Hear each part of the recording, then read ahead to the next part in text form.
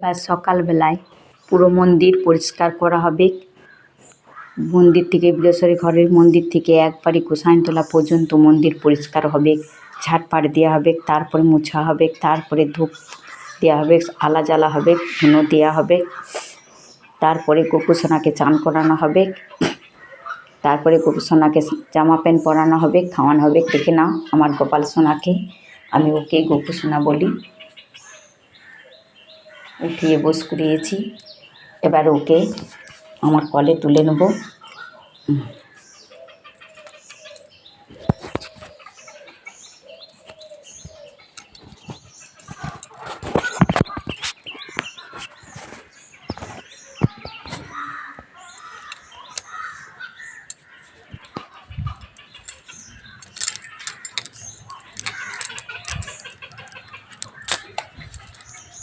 দেখো মন্দির পরিষ্কার করা হচ্ছে।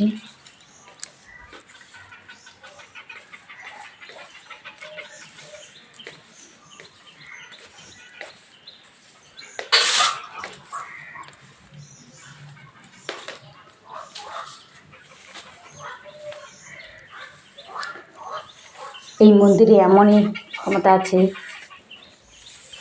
মন্দিরে আমাদেরকেই সেবা করতে হয়। এই মন্দিরে আর কারো সেবা নেয় না, বীরেশ্বর কারো হাতের সেবা নেয় না।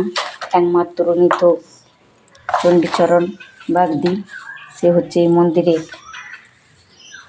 গার্জেন, তার হাতে সেবা নিত। তার চণ্ডীচরণ বাবার হাতে সেবা নিত, চণ্ডীচরণের দাদুর হাতে সেবা নিত, তারপরে চণ্ডীচরণের স্ত্রীর হাতে সেবা নিত, তারপর চলে এসছে চণ্ডীচরণের বড় জামাইয়ের হাতে সেবা দেয়, সেবা নেয়। কিন্তু সেবা নেয়, তারপরে তার মেয়ের হাতে সেবা নেয়। বামুনের হাতে আমাদের এখানে পুরোহিতের পুজো হয় না, পুরোহিতের হাতে সেবা নেয় না। কী কারণে, কিসের জন্য এটা বললাম না। কিন্তু পুরোহিত আমার মন্দিরে না চলুক, কিন্তু আমার বাড়িতে চলে। আমার বাড়িতে নারায়ণের সেবা হয়, আমাদের নারায়ণের সেবা করানো হয়, বা বাড়িতে আরও কোনো অনুষ্ঠান বা কিছু হলে সেই জন্য পাউন্ডিকেতেই কাজ করানো হয়, কিন্তু মন্দিরে হয় না। বাৎসরিক পুজো হলো মাদের বাবাদের সব, কিন্তু আমাদেরকে নিজের থেকেই করতে হয়, সেবা করতে হয়। নিজে হাতে সমস্ত করতে হয়। যজ্ঞী বাবার পুজোর আয়োজন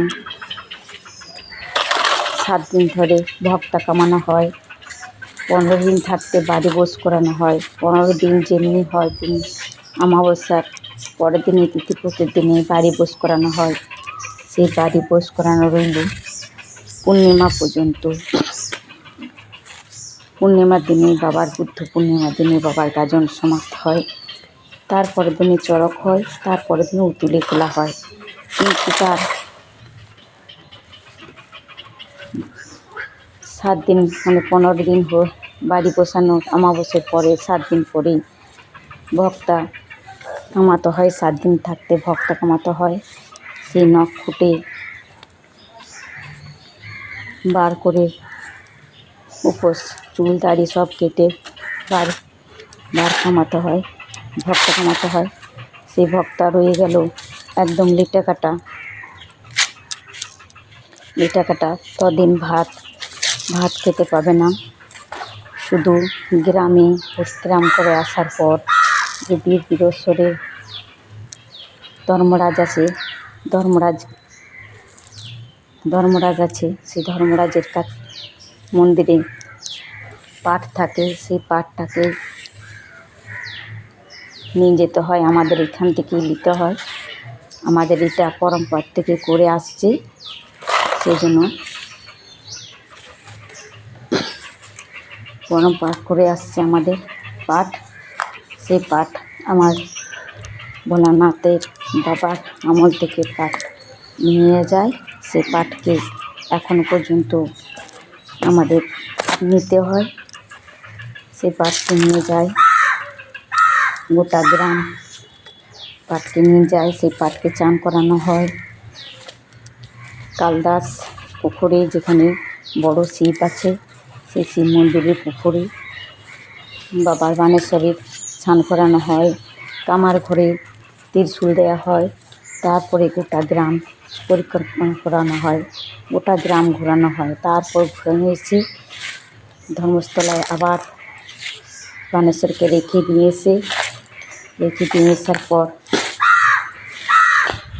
আসার পর মন্দিরে আসে, বীরভূম মন্দিরে ফিরে আসার পর তার চরণগুলা, যে ভক্ত কামায় তার চরণ পাগুলা ধোয়াই দিতে হয়। ধোঁয়া দেওয়ার পর মন্দিরে প্রবেশ করে মন্দিরে ঢুকে সন্ধ্যে আরতি দেওয়া হয়। আরতি দেওয়ার পরে পরনে যে বস্ত্র ধুতি পরে থাকে সেটাকে খুলে এক সাইডে রেখে বাবার মতন চান জল খেয়ে তিনি ফল জল খেতে পায়। কিন্তু আমাদের ছোটোর থেকে আমরা দেখে আসছি, গ্রামে পাড়াতে যতক্ষণ না সব ঘুমিয়ে পড়বে ততক্ষণ বীরভীরেশ্বরের হবিষ হয় না। হবিষ হয় রাত্রে, যখন পাড়ার লোক সবাই শুনবে ঘুমিয়ে যাবে, তারপর হবিষ হবে। হোলা করে, মাটির হোলা করে, যেগুলো অহরকলাই গাছ হয়, অহরকলাইয়ের গাছের ডাল দিয়ে হবিষ করতে হয়। সে হবিষ করার পর 3 আঙ্গুল করে সে হবিষ খেতে হবে। সে হবিষ 3 আঙ্গুল করে খাওয়ার পর যদি একটা কাক বা একটা কেউ চিৎকার করে দেয়, তাহলে সে হবিষ খেতে পারবে না। বা হবিষ করার সময় যদি কেউ ডেকে দেয়, তাহলে সে হবিষটা অপর দিকে হাঁড়িটা সমুদ্রে উঠে ফেটে যায়, আর সে হবিষ আর হয় না। বীরভীরেশ্বরের উপোস খুব নিয়ম, খুব শক্ত, খুব কড়াকণ্ঠ আছে। আমাদের ঘরের বস্ত্র পরে বাবার সেবা করা যায় না, বাবা মায়ের সেবা লয় না।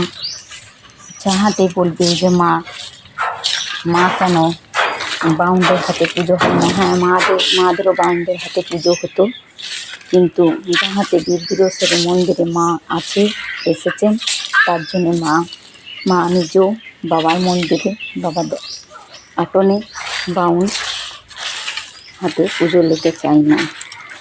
কিন্তু বাউন যে পুজো আমার বীরভীরেশ্বরের মন্দিরে যে হয় না, তা বলে কি যে বাউনকে অবহেলা করি না? বাউনের সমস্ত কাজ আমার বাড়িতে হয়। আমার বাড়িতে ঘরে নারায়ণের সেবা হয়। আমার ঘরে কোনো কাজ হলে বাউন দিয়ে কাজ করা হয়। শুধু বাবা বীরভীরেশ্বরের মন্দিরে মা চণ্ডীখার মঙ্গলাদেরই সেবা হয় না।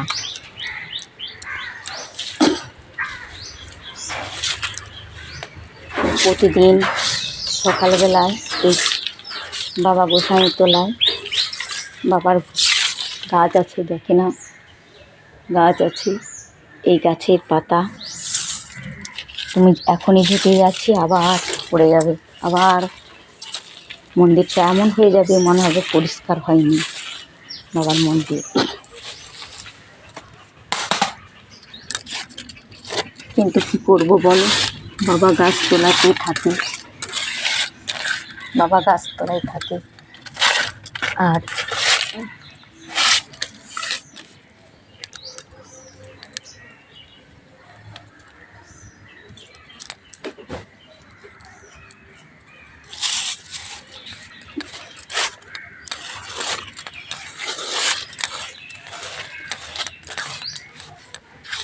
দেখো, আমরা ঠাকুরের সেবাও যেমন করি, তেমনি সমস্ত বাবাদের পরিষ্কার, বাবাদের সমস্ত কিছু আমরা করে রাখি। সব আমরা একা হাতে করি। বাবাদের সেবা, বাবা মাদের সেবা মতন আর সুখ কোথাও পাবো না। আমরা বহুত আনন্দিতে সুখে থাকি কি না বাবাদের সেবা করতে পারি, মাদের সেবা করতে পারি।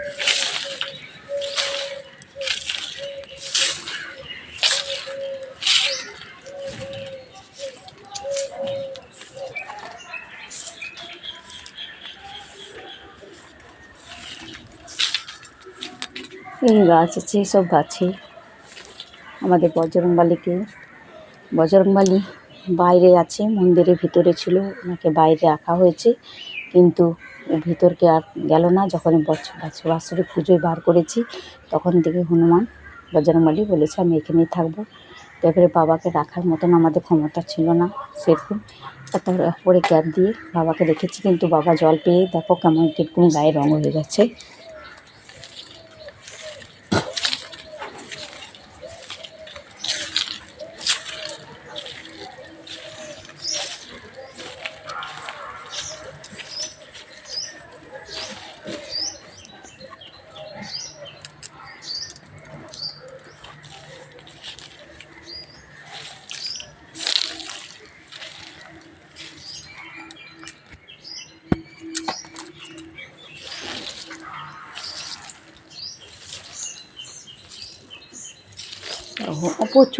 প্রচুর গাছ দেখো, প্রচুর গাছ, অতিরিক্ত গাছের জন্য এখানটা বাবা গোসাইয়ের জায়গাটা সবসময় ভিজা ভাব থাকে, সবসময় জল হচ্ছে, সবসময় ভিজা থাকে।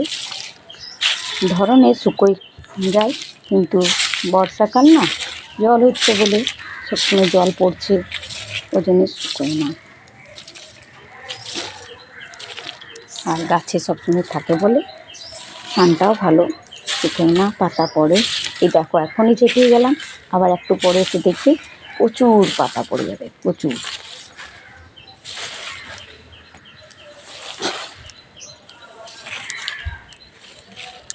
আমার বীরবিরেশ্বরের মন্দির কিন্তু আলাদা, আমাদের বাড়ি কিন্তু আলাদা, কিন্তু এক জায়গাতেই মানে একটু দূরে থাকি। এই সব ঝেঁটে জড়ো করলাম, পরে তুলে ফেলে দেবো, সব গুঁজাগুলো তুলে ফেলে দেবো। চলো আমার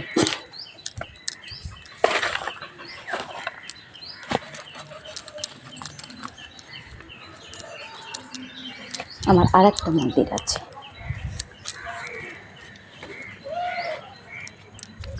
এই দেখো ভোলানাথের মন্দির। তার মন্দিরটা একবারে এগুলা ছেড়ে গেছিলো, আবার মেরামত করা হলো, বাবার গায়ে ছেড়ে পড়ছিল বলে আবার কালকে মেরামত করা হয়েছে। আবার বাবার মন্দিরটা ঠিক করে রং করে দেবো, কেননা বাবা যত জলে পড়ে থাকবে, বাবা কষ্ট হলে আমাদেরকেও কষ্ট দেবে। তার জন্য যত সিমেন্টের নোংরা হয়ে আছে, কালকেই কাজ করানো হয়েছে, তার জন্য সিমেন্ট গেলাচ্ছি। আমাদের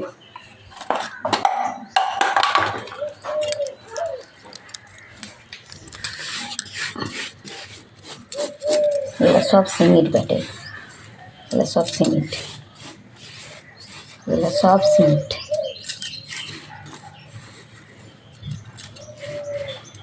সব সিমেন্ট।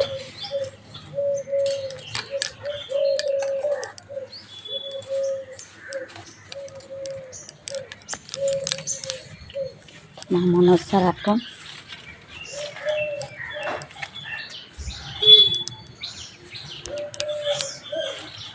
এখানেও সেই গাছের ফুল পড়ে, এখানে ফুলকে গাছ আছে।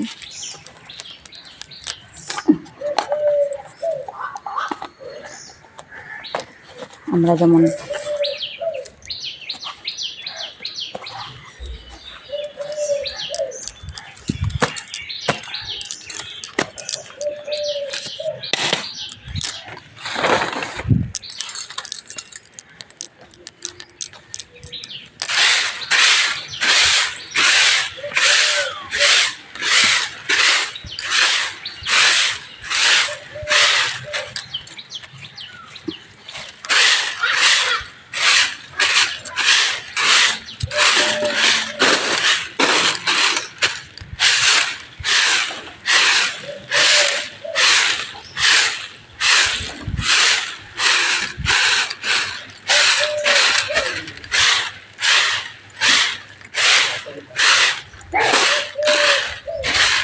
সব তুলে দেওয়া হবে।